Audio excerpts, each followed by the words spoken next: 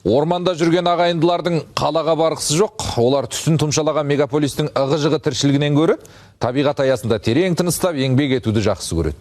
Әке жолын қуып 40 жыл қырда жүрген қорықшылар 100 гектарға жуық жердегі жасыл желекпен жан-жануарды көзінің қарашығындай қориды.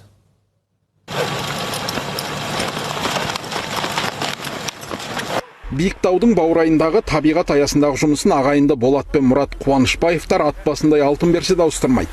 Өйткені олардың атасы да, әкесі де орманшы. Олар да әке жолын қуып, 40 жылдан бері қоршаған ортаны қорғау жолында еңбек етіп келеді. Аң-құстар көп, маралдар да бар, аюлар да бар. Қиын емес. Табиғатты жақсы көргесін сеп жатырмыз. Енді әкеміздің жолын несін ізін басып келе жатырмыз.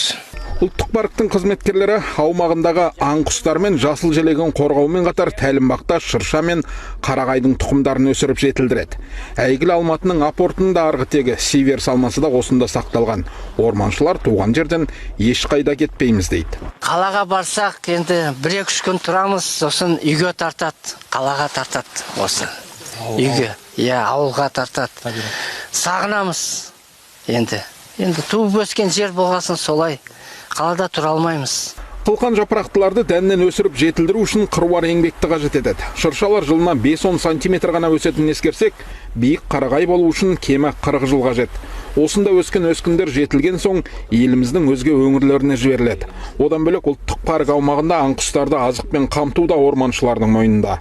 Парк аумағындағы аң-құстардың биотехникалық шаралары, санақ жұмыстары жүргізіледі. Қысқы уақытта аңдардың көп шоғырланатын жерлерінде биотехникалық шаралар, күзгі жазғы уақыттарда шөп дайындалады. Өзіміздің мемлекеттік инспекторларымыз барып шөп дайындайды қысқы көп шоғырланатын жерлерде. Жетісу облысындағы оқу орындарында жұмысшы мамандықтар жылына орай орманшылар дайындау қолға алынған.